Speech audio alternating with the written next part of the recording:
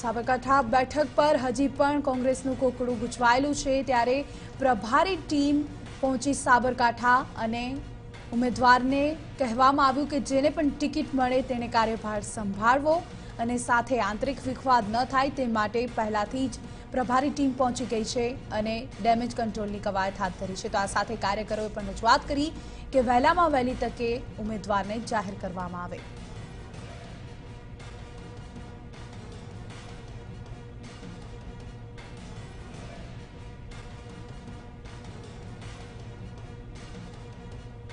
તો વિશે વધુ વાતચીત કરી TV9 સંવાદદાતા અવનીશ ગોસ્વામી સાથે। જી અવનીશ, સાબરકાંઠામાં હજુ પણ કોકડું ગૂંચવાયેલું છે અને હવે ટીમ પહોંચીને ડેમેજ કંટ્રોલની સાથે ઉમેદવાર જાહેર કરવાની કોશિશ।